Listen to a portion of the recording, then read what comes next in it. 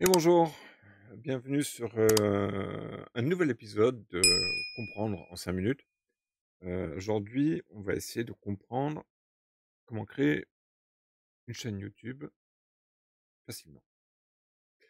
C'est un guide complet pour débuter, ça s'adresse vraiment aux débutants pour avoir vraiment la procédure pour se lancer. Euh, comment dire, on y va, hein, on va créer une chaîne, on va créer une chaîne YouTube vite fait. Euh, Évidemment, c'est une procédure, simplifiée, mais on va aller vraiment d'un bout à un autre et puis dans un autre épisode, on ira un peu plus loin, comment exploiter cette chaîne. Donc tout de suite, on va commencer, allez, avec le premier slide. C'est définir votre concept de votre chaîne YouTube. Alors ça, c'est quand même important, hem, parce que ça permet de réellement, donner une ligne éditoriale à votre chaîne. Pour savoir quel contenu les spectateurs vont trouver chez vous et puis, il faut que ça soit un sujet qui vous passionne. Si vous êtes entrepreneur, ça doit être le sujet de votre entreprise ou, comment dire? Qu'est-ce qui va intéresser le spectateur? C'est c'est l'essentiel et ça, il faut le définir dès le départ. Donc il faut trouver une niche. Moi personnellement, c'est tout ce qui est audiovisuel au sens large, mais vous pouvez aussi avoir la vôtre. Sur un autre sujet, hein, peu importe que ça soit, comment planter des fleurs, comment cuisiner, comment se maquiller, enfin, il y a plein de sujets, notamment autour du bien-être, il y en a franchement beaucoup, hein. Soyez unique, il faut que ça soit votre touche personnelle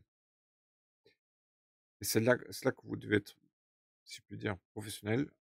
Il faut que la chaîne puisse être identifiée à vous. C'est ça qui est important, surtout si on est influenceur. C'est là qu'on va trouver en fait tout le, hem, comment dire? On va trouver votre position et puis, c'est ça qui va faire vraiment la différence avec les autres. Ensuite, identifier votre audience. C'est aussi un élément, particulier, c'est-à-dire qu'entre les thèmes que vous allez proposer dans votre niche et savoir qui est votre audience, c'est important. Il faut trouver qui sont les spectateurs idéaux, qui quels besoins ils ont. Pourquoi ils iraient voir votre site, votre chaîne YouTube plutôt qu'une autre? Tout ça, c'est un petit peu de papier en amont, des post-it comme sur le sur le slide, ça vous aidera à définir un petit peu l'ensemble. Ensuite, il faut avoir de l'équipement essentiel quand même, hein, l'équipement de base, ça va être un smartphone récent, un trépied et puis la lumière naturelle et encore la lumière naturelle si vous me suivez un petit peu sur ma chaîne là, sur Web TV Pro. Je suis plutôt contre la lumière naturelle parce qu'on la maîtrise pas. Mais ça peut être aussi comment dire? Une façon de faire, hein. Ça peut donner aussi une identité à votre chaîne. Il y avait j'avais rencontré, un youtubeur, c'est pas le bon terme, mais quelqu'un qui postait beaucoup de vidéos et qui filmait tout le temps en portant. Bon, c'est vrai que c'était, un petit peu au début, c'était un petit peu, difficile à suivre. Et puis, bon, il s'est un petit peu mieux équipé avec un stabilisateur et puis au final, ça donnait très bien. Ensuite, l'équipement intermédiaire, ça peut être une caméra d'action, vous savez, une petite GoPro, ou quelque chose comme ça, un micro-cravate et puis, une softbox, bon, un panneau LED, ça peut faire l'affaire. Pourquoi pas aussi un micro comme moi je l'ai ici, hein, ce micro-là, il fonctionne bien, c'est un Sennheiser, profil USB, qui fonctionne également sur téléphone portable. Et ensuite, si vous voulez vraiment aller plus loin, oui, bah, à ce moment-là, il faut aller sur une solution beaucoup plus professionnelle. Mais c'est, je pense, une 3e étape, que vous pouvez atteindre en quelques mois, hein, voire en quelques jours si vous voyez que votre niche, elle prend bien et que vous répondez à un vrai besoin. Donc l'équipement avancé, ça va être une caméra réflexe, pourquoi pas, ou une vraie caméra, ça peut être des caméras PTZ, ça fonctionne très bien ça, hein. Un micro professionnel et puis la lumière du studio, donc ça va être les panneaux LED, ce genre de choses. Ensuite, on va aller proprement à la configuration de votre chaîne. Au départ, il faut créer votre compte YouTube. Donc pour ça, vous devez avoir ou déjà un compte Google ou, si vous en avez déjà un, bah, vous passez à l'étape suivante, c'est vous allez sur YouTube Studio et vous créez un compte, pour votre chaîne. Vous créez une chaîne. Il y a un certain nombre de vérifications qui peuvent être faites par YouTube. En général, ça va être un smartphone, c'est un numéro de téléphone à donner, histoire qu'on puisse vous identifier et que ça vous ouvre rapidement, les autres, possibilités qu'offre YouTube, pour ceux qui veulent publier. Ensuite, bah, personnalisez votre chaîne.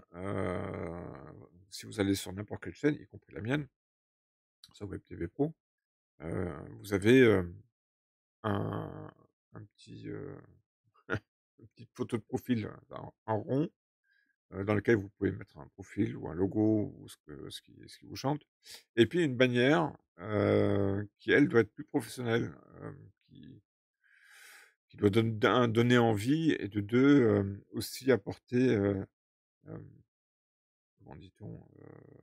Un message, peut-être un message clair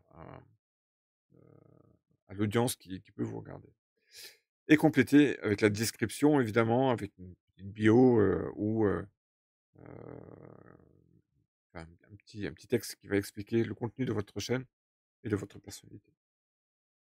Ensuite, créer du contenu captivant.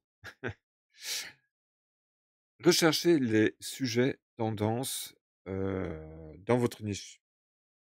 Ça parle toujours de niche, ça me fait penser aux chiens. Hem, pour votre niche, trouvez les sujets tendances. Il y a heu, ceux qui sont particulièrement recherchés, ceux qui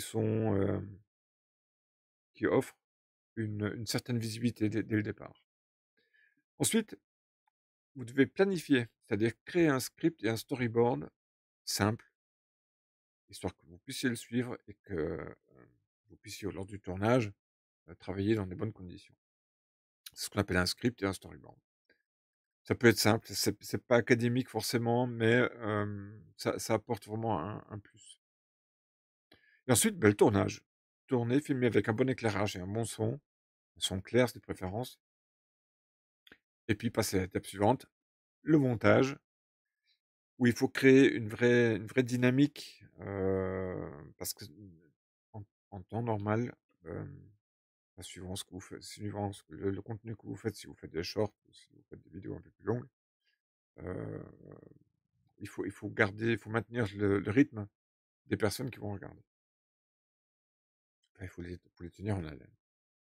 Cette cohérence est cruciale et il faut que vous établissiez un vrai calendrier pour vous, ce qui vous oblige d'une part à réfléchir à chaque fois au script et au storyboard, de faire le tournage à date voulue, de faire le montage à date voulue et ensuite la publication évidemment aussi à date voulue, pour que s'instaure au fur et à mesure une vraie habitude des internautes. Moi, par exemple, je ne publie jamais le vendredi, jamais le samedi, pardon, ou le dimanche. Ce qui est pas toujours vrai, mais la plupart du temps, non, je me garde un rythme de travail du lundi au vendredi, pour, corréler aussi bien, avec, comment dire? Avec, la vie de famille, et puis, aussi la vie, du week-end, histoire que je puisse me reposer. Ensuite, il faut penser quand vous publiez une vidéo qui arrivera très vite, que je pense, il faut penser tout de suite aussi aux mots-clés qui vont oh, faut pe faut penser aux mots-clés, heu, qui vont être insérés dans votre titre. Pour un titre accrocheur, qui donne envie de regarder, qui répond ou à une question ou qui pose une question à l'internaute, voilà. Merde, c'est un problème que j'ai vécu, comment je le résous à travers cette vidéo? Ensuite, une description détaillée évidemment, incluez, des mots-clés, des liens pertinents, faut que ce soit pertinent, hein. Et ensuite ajouter des tags, entre 5 et 6 tags par rapport à votre contenu. Ça donne, ça donne une certaine visibilité et ça aide YouTube à référencer votre contenu. Ça l'aide. Ça le positionne pas pour autant, mais ça l'aide. Donc c'est quelque chose à réfléchir de la même manière que vous ferez le référencement de votre site internet. C'est pareil. Et ensuite, il faut développer votre contenu, c'est-à-dire il faut interagir avec les spectateurs régulièrement, incitez-les à commenter. Commentez aussi cette vidéo, hein, c'est fait pour. Et puis, posez des questions à la fin ou pendant pour encourager en fait le spectateur à réagir. C'est ça, réagir. Réagir, commenter, liker, s'abonner et cetera. En fait, toutes ces actions-là, elles sont indispensables dans votre démarche, vidéo et ça doit être présent dans votre vidéo. Collaborer avec d'autres partenaires, d'autres collaborateurs, d'autres créateurs, oui, échanger d'une certaine manière. Il y a des solutions qui permettent, comme StreamYard par exemple, qui permettent, d'enregistrer 2 personnes en même temps. Vous pouvez aussi le faire sur Zoom ou sur Teams, vous pouvez enregistrer, heu, les différents intervenants, des experts et cetera. Et ensuite, vous pouvez aussi partager vos vidéos évidemment sur d'autres plateformes. Bon moi je partage les miennes en général ou sur Facebook ou sur LinkedIn, parce que j'ai un bon réseau sur LinkedIn. Mais ça peut aussi être Instagram, ça peut aussi être TikTok, ça c'est à votre sens, ça dépend de votre sensibilité et puis aussi de votre niche. Est-ce qu'elle est adaptée à TikTok? Est-ce qu'elle est adaptée à Instagram? Est-ce que la mienne personnellement est adaptée sur LinkedIn? Heu, personnellement, je pense que oui, mais ça reste une question à définir. Allez, dernière.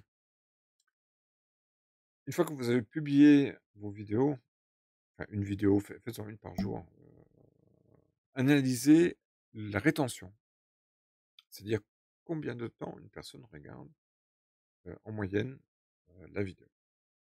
Et ensuite, générez le plus rapidement possible, c'est galérien, hein, vous devez atteindre quand même les 1 000 abonnés assez rapidement, pour arriver au premier palier de monétisation.